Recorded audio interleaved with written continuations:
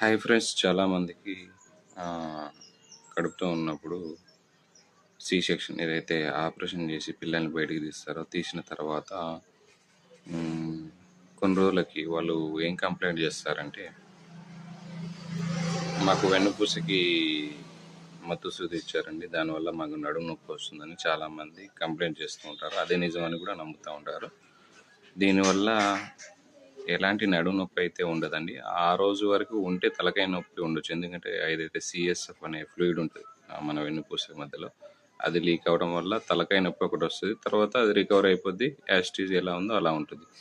దానివల్ల ఏంది, మాకు వెన్నుపూసకి సూది ఇచ్చారు కడుపుతో ఉన్నప్పుడు ఆపరేషన్ చేయడానికి, మాకు దానివల్ల నడుము వస్తుంది అని చెప్పి చాలామంది కంప్లైంట్ చేస్తారు. కారణం ఏంటంటే అది దానివల్ల కాదండి. మీరు ప్రెగ్నెంట్గా ఉన్నప్పుడు ఏమవుతుందంటే మీ ఏదైతే ఈ పొట్ట భాగం పెరుగుతుందో వెన్నుపూస మీద ఒత్తిడి పడుతుంది అనమాట. వెన్నుపూసుడి మీద అన్ని రోజులు ఒత్తిడి పడటం వల్ల వెనకుండే కండరాలు అనేవి వీక్ అయిపోతాయి అనమాట.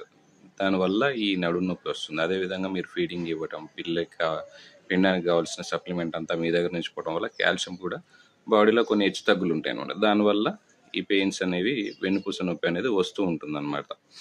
దీన్ని మీరేం చేయాలి, కొన్ని ఎక్సర్సైజ్ చేసుకోవాలి. తర్వాత కొన్ని కాల్షియం సప్లిమెంట్ ఫుడ్ కూడా కరెక్ట్గా తీసుకుంటే ఇది అనేది రికవరీ అయిపోతుంది అనమాట. చాలామంది భ్రమలో ఏంటంటే మాకు వెన్నుపూసకు సూదించిన కాంచి ఈ నొప్పి వస్తుందండి అని అనుకుంటారనమాట. ప్రెగ్నెంట్గా ఉన్నప్పుడు దాన్ని పెద్దగా పట్టించుకోరు. డెలివరీ అయిపోయాక నొప్పి వస్తూ ఉంటుంది కదా, మాకు దానివల్లే నొప్పి వస్తుందని అనుకుంటారు. అదైతే కాదు. ఈ ఇన్ఫర్మేషన్ మీ ఫ్రెండ్స్ అండ్ ఫ్యామిలీకి షేర్ చేయండి. ఖచ్చితంగా సబ్స్క్రైబ్ చేసుకోండి.